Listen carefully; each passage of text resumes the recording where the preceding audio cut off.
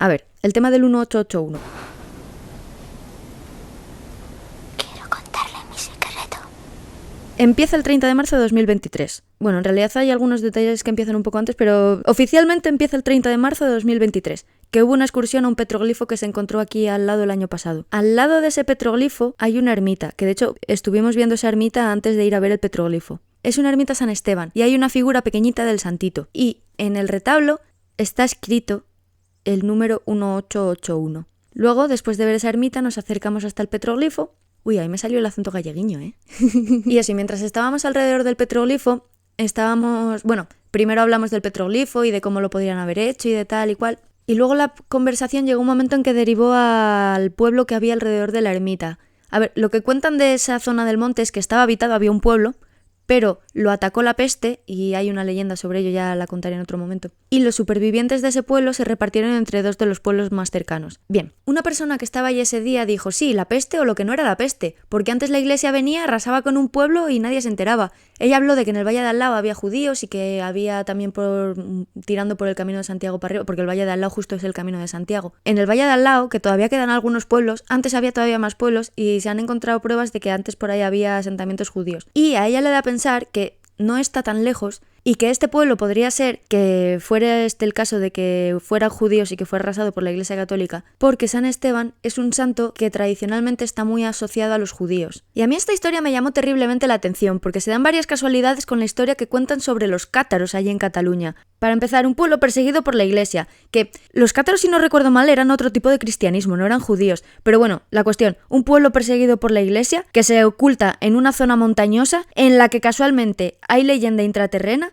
y por la cual casualmente han pasado los templarios y los celtas. Y por supuesto no podemos olvidarnos del hilo que hilvana todo esto, que es el 1881, que encontré ese mismo número en Montserrat en un vídeo de YouTube. Pero antes de pasar a eso, por dejar zanjado lo del tema del día de la excursión, ese día conseguí estos dos libros. En el libro de los petroglifos, en la página 72, expone que los petroglifos con forma de laberinto tienen una forma base, que suele repetirse y que tiene distintas variaciones, pero que la forma base es esa. En la mayoría de los casos, hay algunos que varían un poquito. Y esa forma que exponen en ese libro pensaba que era la más básica, hasta que me encontré un agroglifo, un círculo de las cosechas, del 26 de junio de 1997, hecho en Bodenhausen, en Alemania. Y descubrí que la forma más básica de todas en realidad es una cruz con 4 puntitos. Y aquí volvemos con Montserrat. Ese símbolo de la cruz con los puntitos alrededor se encuentra en la vidriera.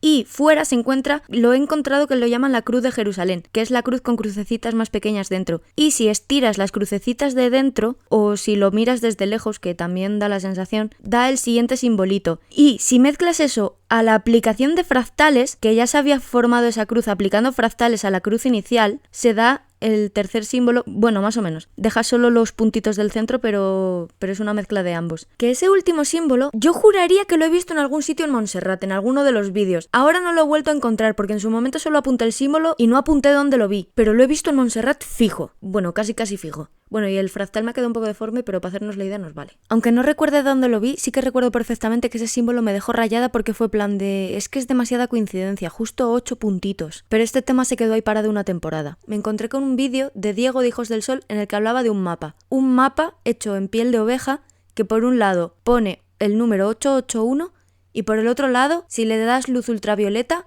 te pone un mapa de Hiperbórea y unos textos en 4 idiomas distintos, que parece ser que esos textos han sido añadidos a lo largo del tiempo, no fueron escritos a la vez. Y también me di cuenta de que en Montserrat, en una pared, aparece tallado como una puerta con el 188. Y esa construcción hace una forma curiosa porque es muy parecida a un dibujito que aparece dentro, que si lo miras por un lado parece un castillo, así como envuelto con algo raro, y si lo miras por el otro parece un león. Es curioso. Y no sabía muy bien cómo relacionar estos temas, pero una mujer me dejó un comentario. Me puso que el 1881 representa el lugar físico de Hiperbórea y un portal físico a otras tierras más allá del círculo polar. No representa tanto a Hiperbórea como al portal, se refiere al portal situado donde estuvo Hiperbórea. La raza Hiperbórea era solo conciencia, sin físico, hasta que se hizo física. Y eso también representa, de lo puramente conciencia, 88, a sentir físico, 1881. Ya se delimita con los dos unos, o sea que también representa la raza hiperbórea. Y fue plan de, espera un momento, ¿podría haberme dado esta mujer la relación entre el 1881 y el símbolo de los templarios? Otra coincidencia que está un poco más cogida por pinzas, es que en Montserrat aparecen las letras AMDG y en la ermita de San Esteban, justo antes del 1881, aparecen las letras AD. Y en Montserrat, en medio de la plaza, aparecen las letras A y omega mayúscula. Que esto todavía no sé cómo se relaciona entre sí, pero bueno, ahí está. O bueno, mejor dicho, que esto no sé si tiene alguna relación entre sí siquiera, pero ahí está. En Montserrat hay también una escultura que... ¿A quién se le ocurrió? Porque pone un nombre, la fecha 1985 y luego donación en el año 2013. Eso es muy moderno. ¿A quién se le ocurrió hacer eso? Y además relacionando a Ariadna y a Hermes, que yo no he encontrado ninguna versión de ninguna historia que relacione a Ariadna con Hermes. Lo que tienen en común todas las versiones del mito de Ariadna es un laberinto en el que hay un minotauro, por supuesto, al que entregan sacrificios humanos, y Ariadna representa la guía que ayuda a salir del laberinto, generalmente en forma de ovillo, y también he encontrado la versión que habla de que Teseo se guió para salir del laberinto usando la luz de la corona que le regaló Ariadna, que a su vez se la había regalado Dionisio. Y esa corona dicen que Dioniso fue el que la puso en el cielo, y esa corona es la que a nosotros nos interesa. Pero vayamos por partes. Coinciden en el laberinto, obviamente. Luego, el minotauro. Aquí en esta zona de León se llama Maragatería, que ya el propio nombre tiene tela, pero eso es otro tema. En esta zona, antiguamente, estaba el dios Teleno, Tilenus, que está representado en el monte Teleno, y se dice que allí residía su morada. Y bueno, para resumir, generalmente se le asocia al signo del toro ya que tenía cuernos. Y también en esta zona está asociado a sacrificios humanos, que parece ser que en esta zona también se hacían sacrificios humanos y a puñados. Y respecto al tema de la corona, hace no mucho me compré también estos dos libros y me dirás, ¿y qué tiene que ver? En este libro habla de que algunos petroglifos están alineados con ciertos cuerpos estelares en determinados momentos del año, y algunos están alineados con una estrella que llama Gemma. He buscado sobre esta estrella. Alpha Coronae es la estrella más brillante de la constelación Corona Borealis. En realidad son dos estrellas, es un sistema binario. Se le ha dado más o menos importancia en distintas partes del mundo a lo largo del tiempo, así que tiene muchos nombres. Los más importantes son Alfeca, Gemma, Gnosia y Asteroth o Astaroth. Asteroth es hebreo, significa Astarte, ídolos, que en realidad no se refiere solo a la estrella, se refiere más bien a la constelación. Pero he encontrado que Astarte era otra manera de llamar a Ishtar o Inanna, Isis, que justo en uno de los vídeos que encontré sobre Montserrat, ese hombre comenta que en realidad es un culto proveniente de Mesopotamia y de Sumeria, que la moreneta representa a Isis y la trajeron los templarios, y que ahora esos mitos simplemente se han modernizado. Lo último que quiero añadir sobre esta estrella es que los Guardaman del norte de Australia, bueno, no es de la estrella, es más bien de la constelación, consideraban que era un punto de luz para que la ley de los hombres, la ley de las mujeres y la ley de ambos sexos se reunieran y consideraran cuestiones de existencia. Que ya sé que no tiene nada que ver con esto, pero me parece muy bonito. Y los mitos sobre Hermes coinciden en el tema de las dos serpientes, con la vara del caduceo, y las alas, porque era muy rápido, por eso era el mensajero.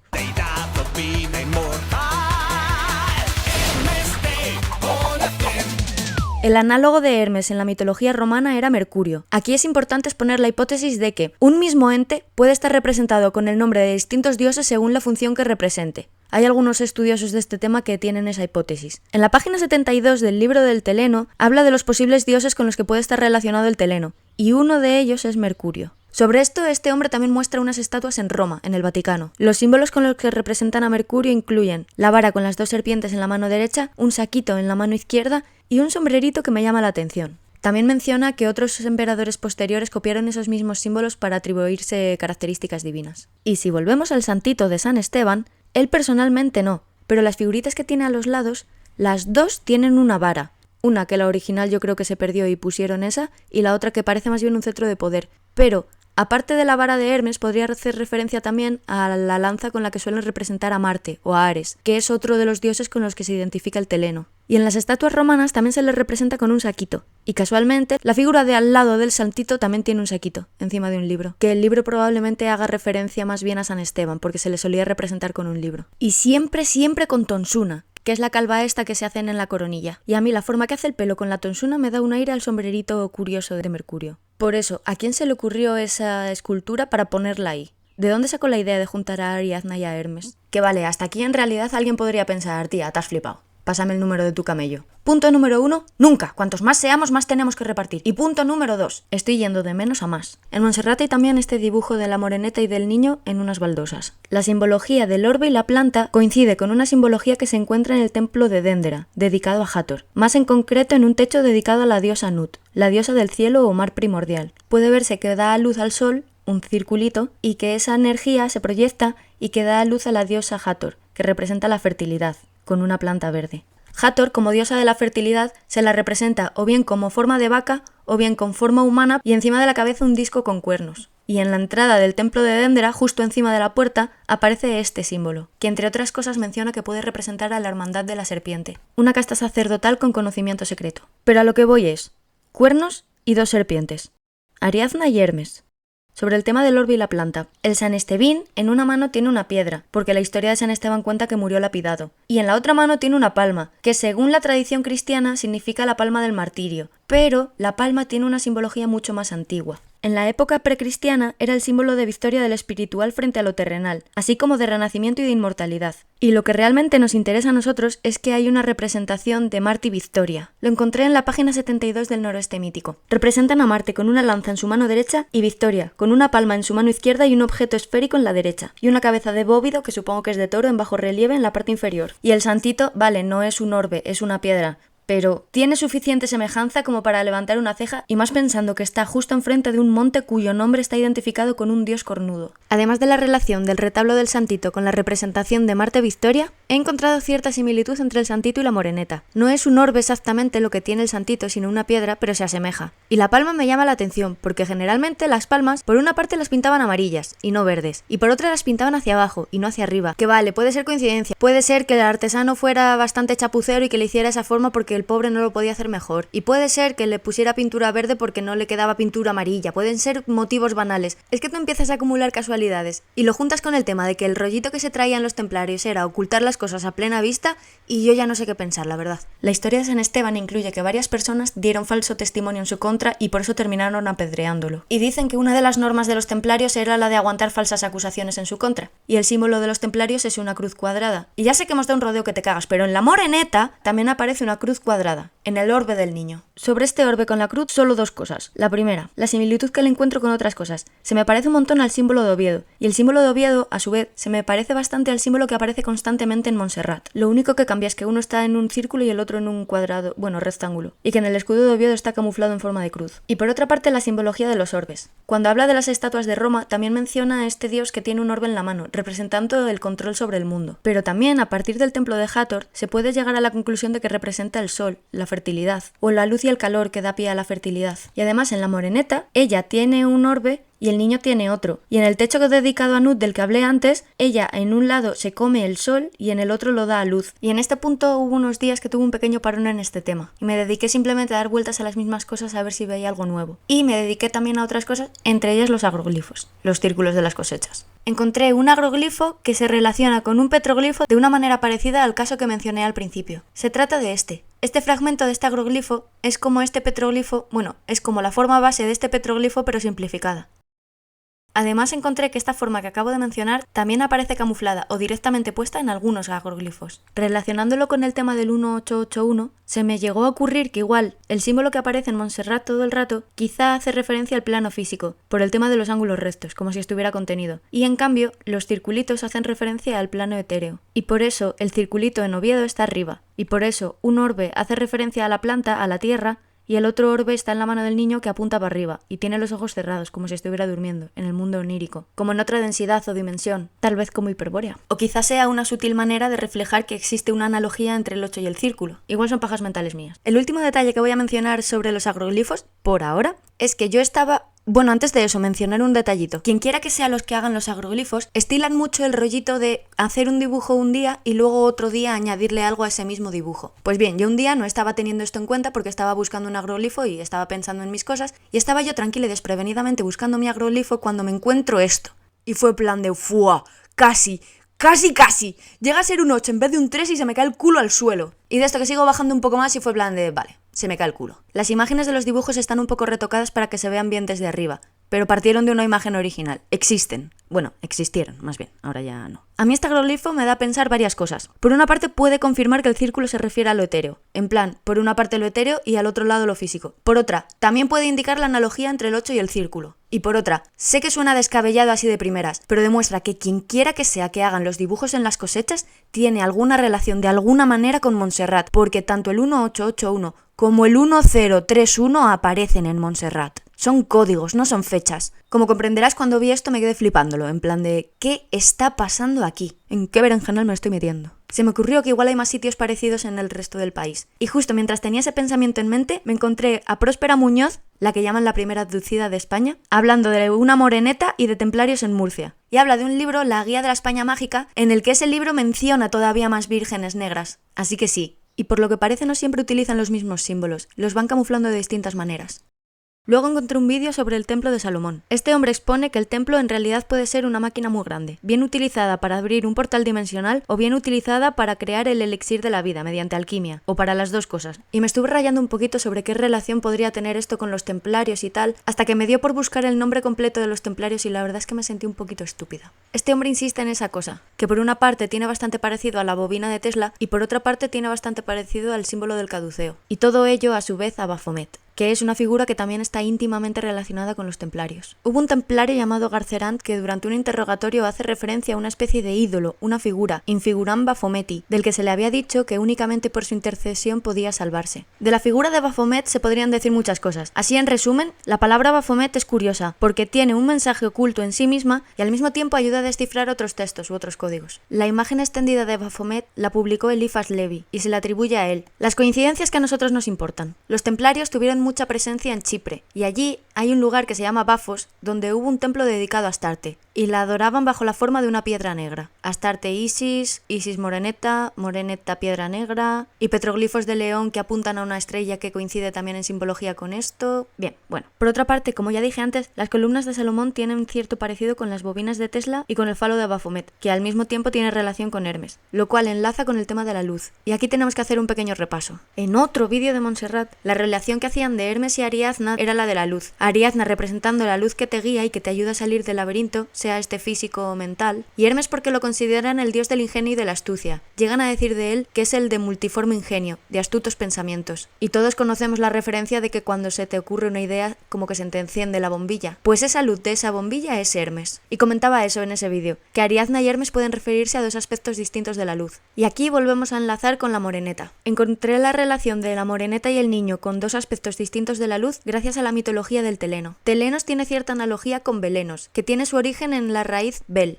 Esa raíz, junto con la raíz Lug, da lugar a unos dioses cuya mitología tiene cierto parecido con la de Horus. Los mitos cuentan que Lug asesinó a su abuelo, que era Valor, que tiene el mismo origen etimológico que Belenos, y esta historia tiene analogía con la historia de Horus y Ra. Ra representaba al sol, y eso, aplicado a la moreneta, puede significar que la bola, el sol, o Ra, es quien fecunda, simbolizado mediante la planta, a la madre, que es quien la sostiene. Que ya sé que suena un poquito mal eso de pensar que la madre sostiene a la bola que la fecunda, pobre virgen. Y da a luz al niño, que es otra bolita, otra luz. Y casualmente, Alpha Coronae, la estrella que llevo mencionando todo este rato, es una estrella binaria. Tiene una estrella azul y otra blanca. Que todo esto aparece también representado en cierto modo en Baphomet, porque Baphomet tiene la luz que ilumina a los hombres, que les guía hacia el conocimiento. Y por otra parte tiene dualidad por todos lados. Es hembra y macho, está apuntando hacia arriba y hacia abajo, hay una luna negra y otra blanca, y también una es menguante y otra creciente. En sus brazos pone sol y coagula. Todo esto indica dualidad, opuestos, ciclos. Y claro, todo esto aplicado también a la luz. Así que Baphomet, a pesar de su aspecto fiero, En realidad es nuestro amigo y puede ser adorable.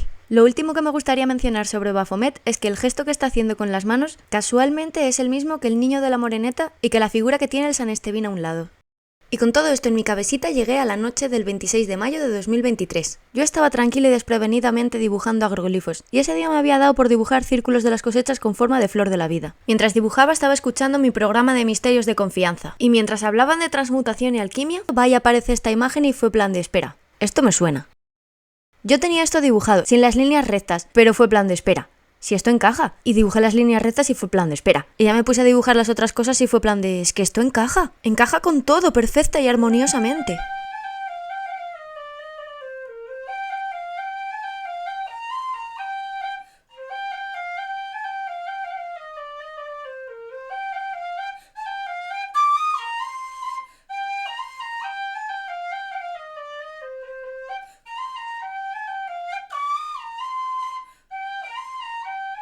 Y como guinda del pastel, la noche siguiente fue hecho el primer círculo de las cosechas de la temporada, al menos que se sepa. ¿Adivina qué forma tenía? Sobre los autores de los círculos de las cosechas yo voy a exponer mi propia hipótesis. Son los templarios. Aprendieron de sus maestros a hacer dibujitos por los templos antiguos y por los petroglifos, y luego ellos también lo están reproduciendo. Y los agroglifos quizás simplemente son una manera de explorar su faceta artística más rural. Ahí queda eso. Y respecto a todo lo demás...